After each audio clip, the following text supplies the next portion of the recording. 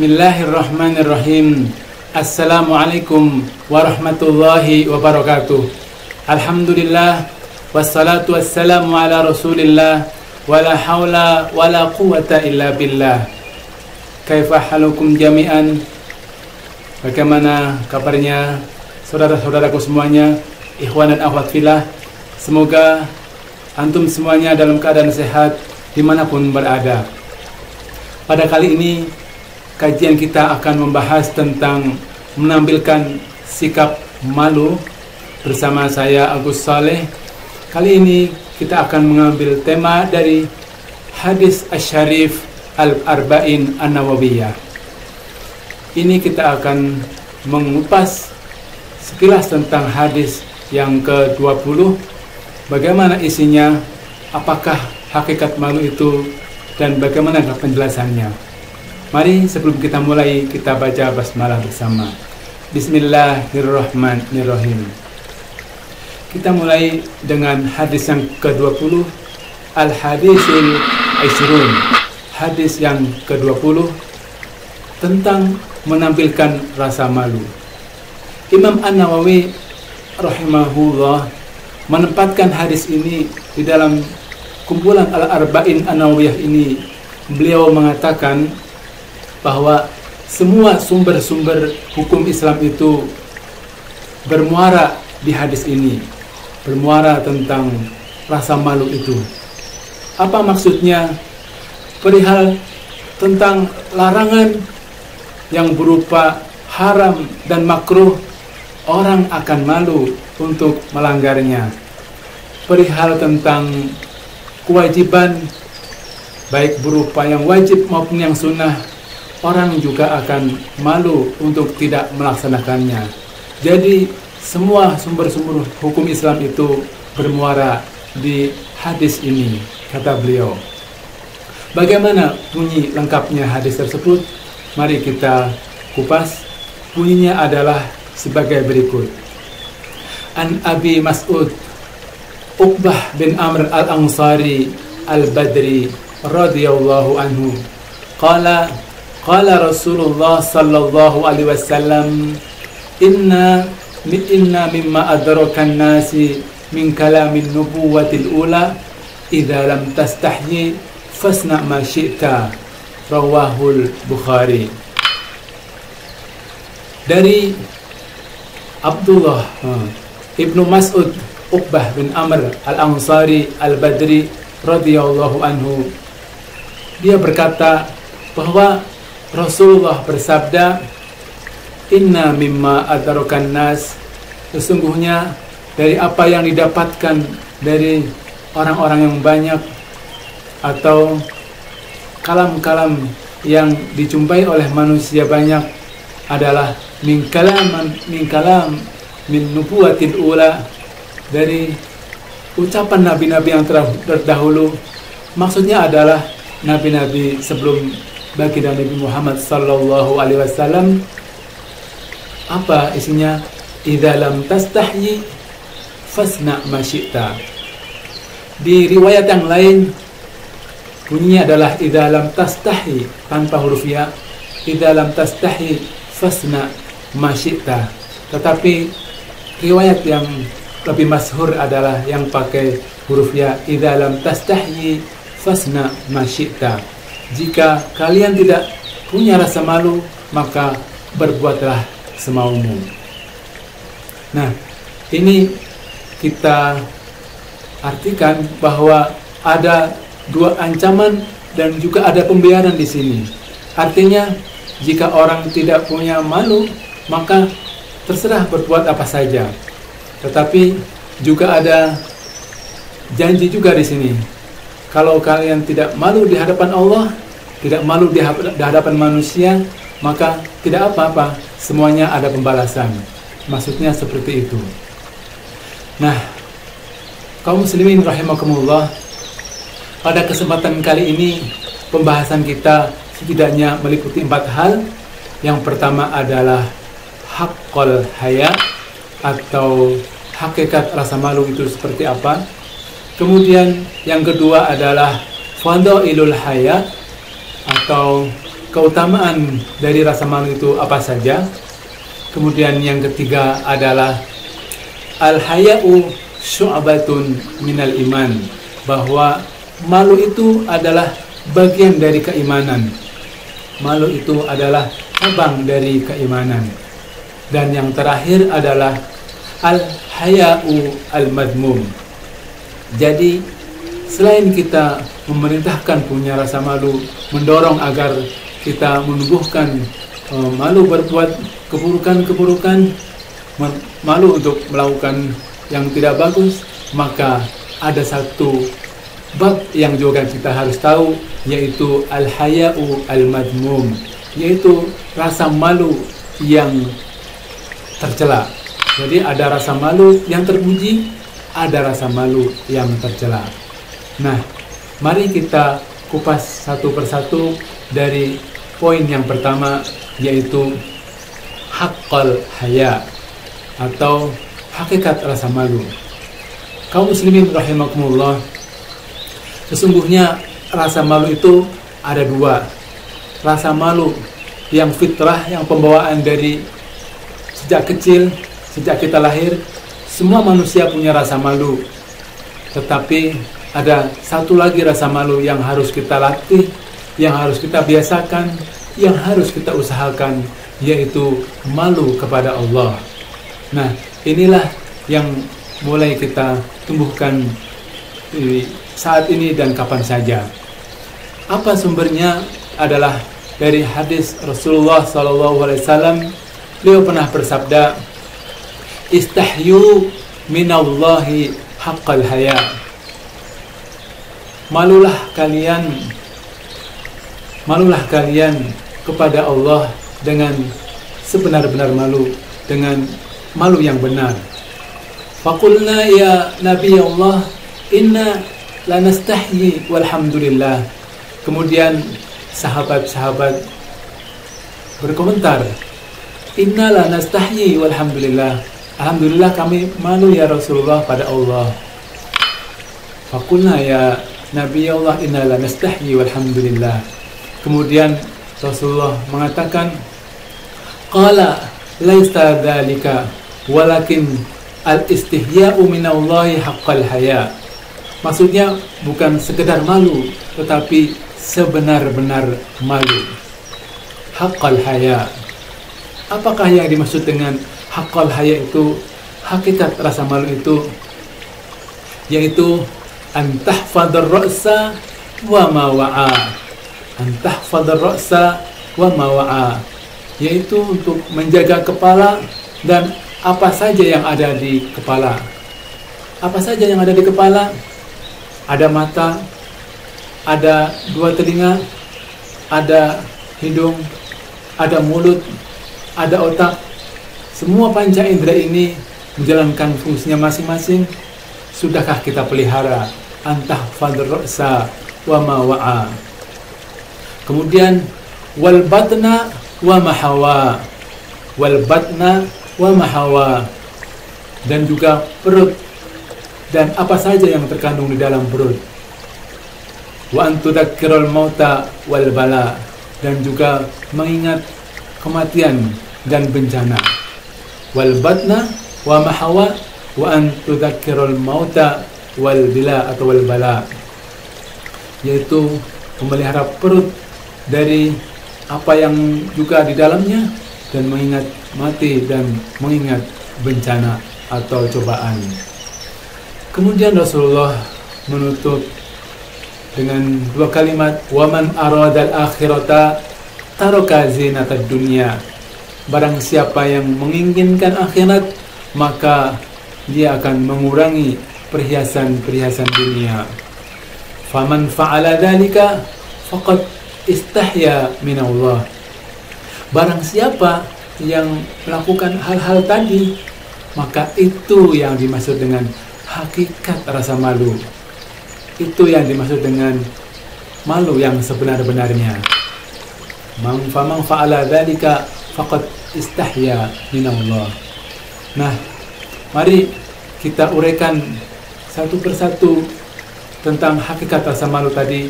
Setidaknya ada 4 hal ya rasa malu kepada Allah. Inilah rasa malu yang harus kita usahakan. 4 hakikat rasa malu kepada Allah. Apa saja 4 hal itu?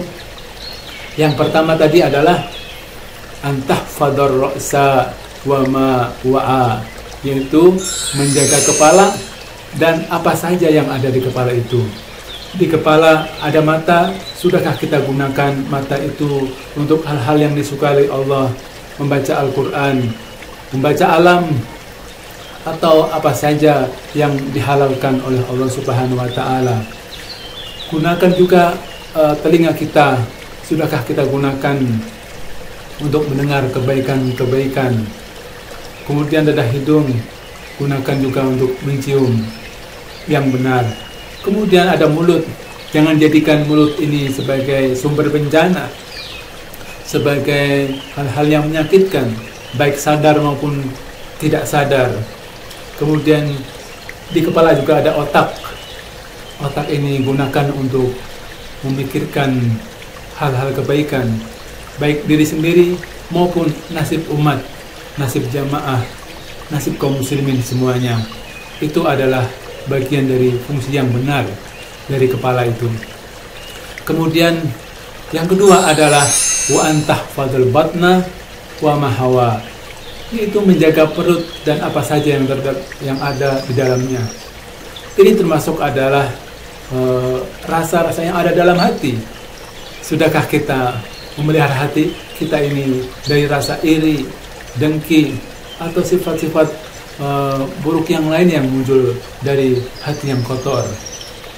Itu yang dimaksud adalah menjaga perut dan sekitarnya. Tentu juga sudah pasti menjaga makanan kita ini dengan makanan yang halal. Itu yang kedua. Lalu yang ketiga adalah supaya kita memperbanyak ingat mati. Wa antadkurul mauta wal bala, supaya kita mengingat-ingat bahwa hidup ini sebentar. Dan tidak hanya kematian, yang juga kita harus ingat bahwa bencana itu selalu ada di sekitar kita.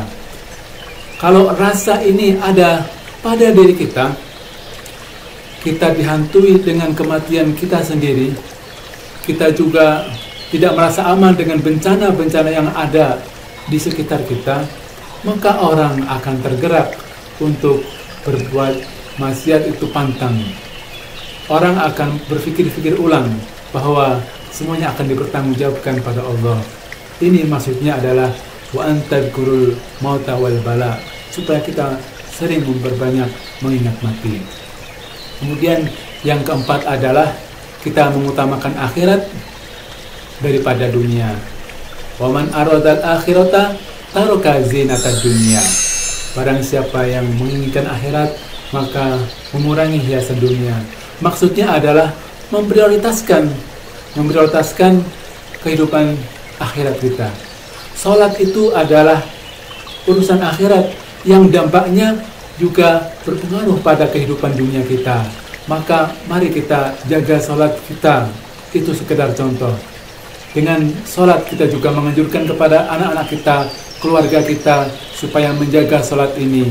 Salat yang sebaik-baiknya, salat yang di awal waktu, salat yang berjamaah sebaik mungkin. Itu maksudnya dari hakikat malu.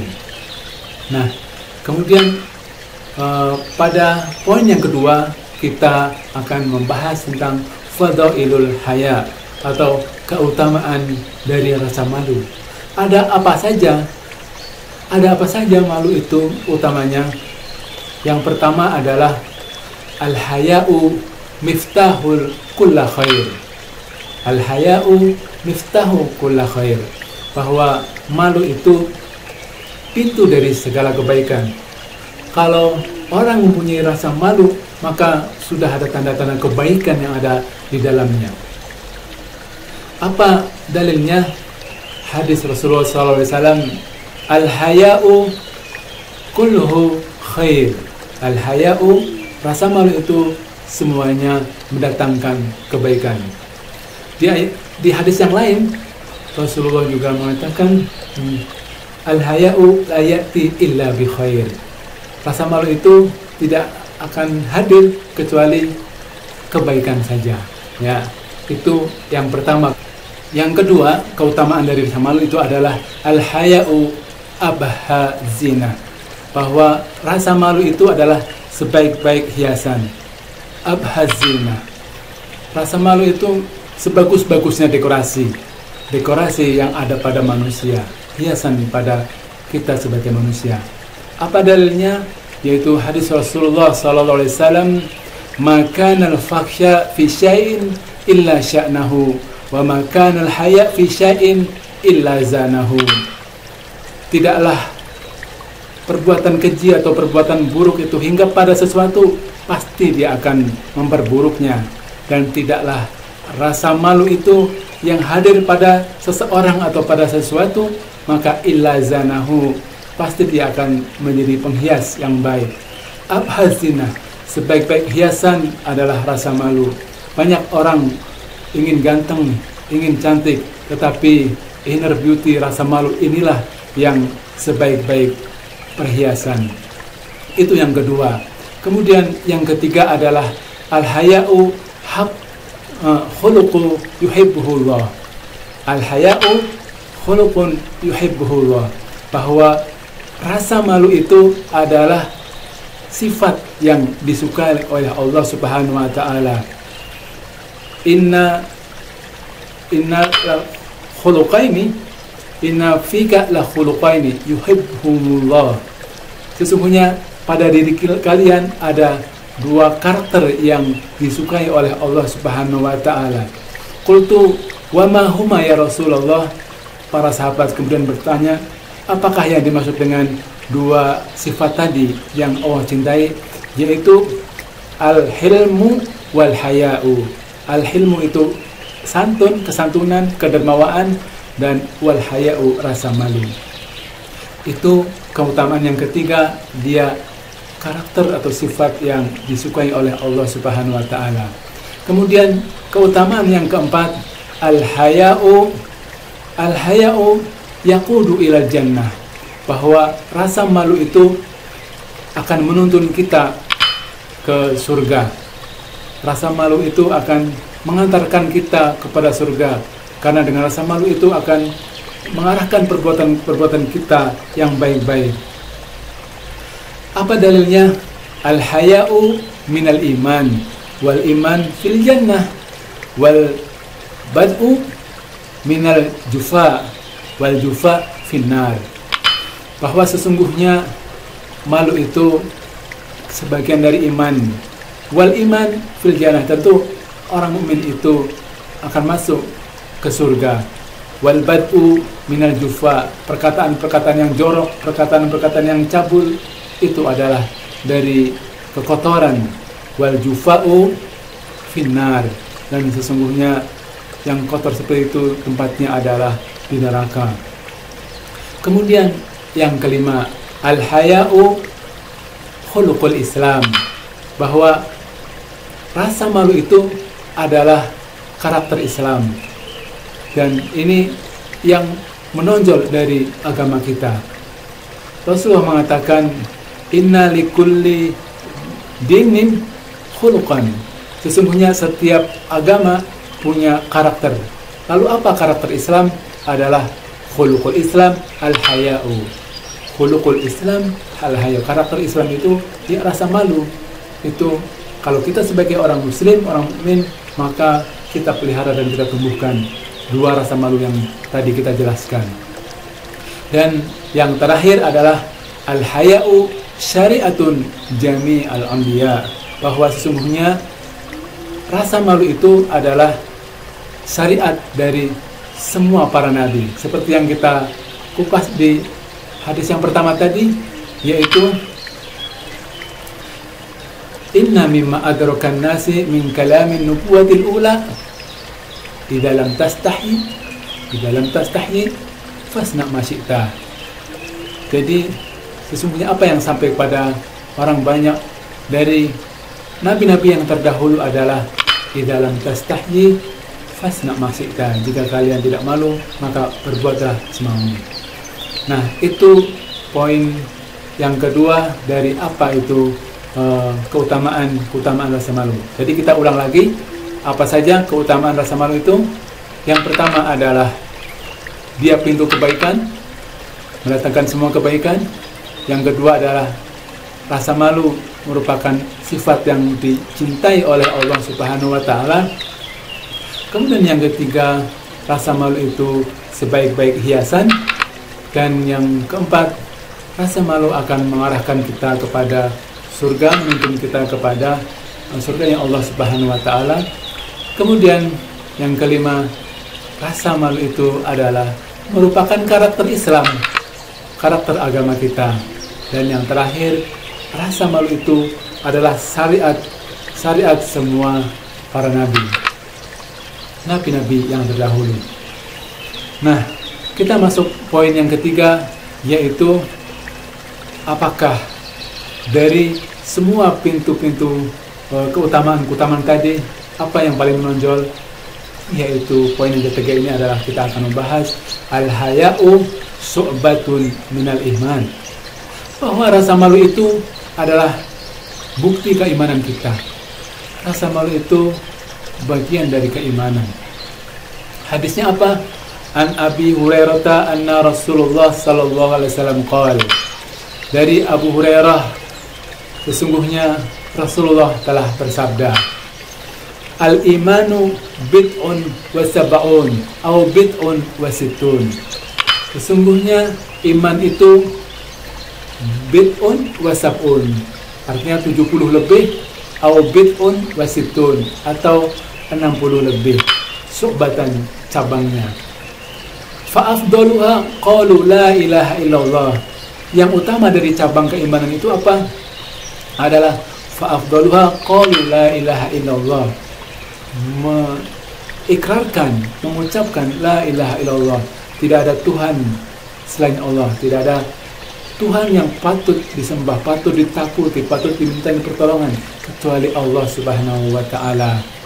Kemudian wa adnaha imatatul adza anit thariq. Lalu apa yang paling rendah dari cabang keimanan itu adalah wa adnaha imatatul adza anit thariq, menyingkirkan duri atau menyingkirkan hal-hal yang menyakitkan di jalan, menyingkirkan beling di jalan yang akan mengganggu atau menyakiti orang yang lewat. Itu adalah bagian dari keimanan yang paling rendah. Dan wal haya'u syu'batun minal iman, rasa malu itu adalah cabang dari keimanan. Dia bukan yang terendah, tetapi dia termasuk bagian dari keimanan. Ya, itu poin yang ketiga.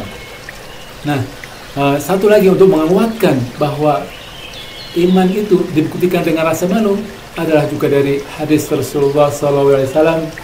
Wa an Abdullah ibnu Umar, dari Abdullah ibnu Umar. Ini Abdullah ibnu Umar, anaknya Umar bin Khattab radhiyallahu anhuma, semoga Allah merahmati Umar bin Khattab dan anaknya Abdullah bin Umar ini. Qala Rasulullah sallallahu alaihi wasallam, al-haya'u wal imanu kurina jami'an, bahwa al-haya'u, rasa malu itu, wal imanu, dan keimanan, kurina jami'an, dia dikumpulkan bersama-sama, dia akan selalu menyertainya, selalu berpasangan. Lalu apa konsekuensinya? Fa idza rufi'a ahaduhuma rufi'al akhar, jika satu saja tercerabut, terangkat, maka rufi'al akhar, pasti yang satunya juga akan tercerabut, akan terangkat juga. Rawahu al-Hakim, ini adalah hadis rawahu al-Hakim. Kemudian satu lagi poin yang keempat, yang sebelum kita tutup, kita membahas ada rasa malu yang ternyata tercela kita miliki, yaitu al-haya'u al-madmum. Al-haya'u al-madmum, atau rasa malu yang tercela. Apa saja yang kita tidak pantas, kita sebaiknya tidak punya rasa malu di situ, yaitu min ta'allumi dinihi, untuk belajar agama kita sendiri. Rasulullah pernah mengatakan, ni'man nisaul ansar. Ini Rasulullah memuji sebaik-baik wanita adalah wanita golongan Ansar. Haya'uhunna la yamna'uhunna an ta'allumi dinihim. Yaitu rasa malu yang biasanya hinggap atau ada pada wanita tetapi tidak menghalanginya untuk belajar agama. Jadi wanita-wanita Ansar ketika ingin tahu perihal tentang agamanya, dia tidak malu-malu untuk bertanya kepada Aisyah atau langsung kepada baginda Rasulullah SAW. Jadi menganjurkan kepada kita untuk belajar agama, bagaimana caranya, bagaimana prosesnya, kita sebaiknya tidak malu. Itu yang pertama, malu yang tercela adalah malu untuk belajar agama. Yang kedua adalah min nashil li ghairihi, yaitu malu untuk menasihati saudaranya. Kenapa? Kalau kita malu menasihati saudara kita sendiri, maka kita berarti membiarkan saudara kita dalam keadaan terjerembab ke dalam keburukan atau kekurangan. Maka kita pantang untuk malu untuk menasihati, dan ini sebaiknya lawan rasa malu seperti itu. Kemudian yang ketiga adalah min qaulil haq, yaitu malu untuk berkata yang benar. Malu untuk berkata yang benar itu tercela, karena Allah sendiri memberikan contoh ibrah di dalam surat Al-Baqarah. Inna Allah la yastahyi an yadriba mathalan ma ba'udatan fama fawqaha. Sesungguhnya Allah tidak malu untuk menciptakan binatang yang kecil, binatang nyamuk itu. Wa ma fawqaha, bahkan yang lebih kecil pun Allah tidak malu. Ini menekankan kepada kita untuk mengatakan hal-hal yang kebenaran, mengatakan yang hak, itu pantang rasa malu. Kalau kita malu untuk berkata yang benar, itu adalah malu yang tercela. Dan yang terakhir adalah malu untuk minal amri bil ma'ruf, atau malu untuk amar ma'ruf nahi mungkar, termasuk di dalamnya, untuk memberitakan hal-hal yang baik dan mencegah hal-hal yang buruk. Itu malu yang tercela. Jadi kita ulangi lagi, apa saja 4 hal yang merupakan al-haya'ul madmum, rasa malu yang tercela itu. Yang pertama adalah malu dari belajar agama. Yang kedua adalah malu untuk menasihati saudara kita sendiri. Yang ketiga adalah malu untuk berkata benar atau berkata yang hak. Dan yang terakhir adalah malu untuk amar ma'ruf nahi mungkar. Itu rasa malu yang tercela. Nah, sebagai penutup ada sebuah renungan akhir karim. Ala tastahyi, saudaraku, tidakkah kita malu, tidakkah kalian malu? Ala tastahyi an ta'si alladhi yarzuquka, tidakkah engkau malu berbuat maksiat kepada orang-orang, kepada zat yang telah memberikan kamu rezeki? Kemudian ala tastahyi an ta'si alladhi yut'imuka, apakah engkau tidak malu berbuat maksiat kepada zat yang telah memberimu makan? Ala tastahyi an ta'si alladhi yusqika, apakah tidak malu engkau bermaksiat pada zat yang memberimu minum? Ala tastahyi an ta'si alladhi yusqika, apakah engkau tidak malu berbuat maksiat pada zat yang memberikan sehat kepadamu, menyembuhkanmu? Ala tastahyi an ta'si alladhi yu'awwika, apakah engkau tidak malu untuk bermaksiat kepada zat yang melindungimu, yang membimbingmu? Ala tastahyi an ta'sillaha binikmatihi, ala tastahyi an ta'sil ladhi yamlikuka, apakah engkau tidak malu bermaksiat pada zat yang memilikimu. Wa yamlikunal kauna alladhi ta'ishu fihi. Tidakkah kalian malu untuk bermaksiat pada zat yang memilikimu dan memiliki alam yang engkau hidup di dalamnya? Ala tastahyi an ta'sillah bi nikmatihi. Apakah kalian tidak malu bermaksiat pada Allah yang telah memberimu nikmat yang banyak? Demikian atqanahu, kita telah selesai membahas kajian hadis kali ini. Well done. Mari kita tutup dengan jazakumullah khairal jazaa. Terima kasih atas segala perhatian. Kita tutup dengan subhanakallahumma bihamdika asyhadu an la ilaha illa anta astaghfiruka wa atubu ilaik. Assalamualaikum warahmatullahi wabarakatuh.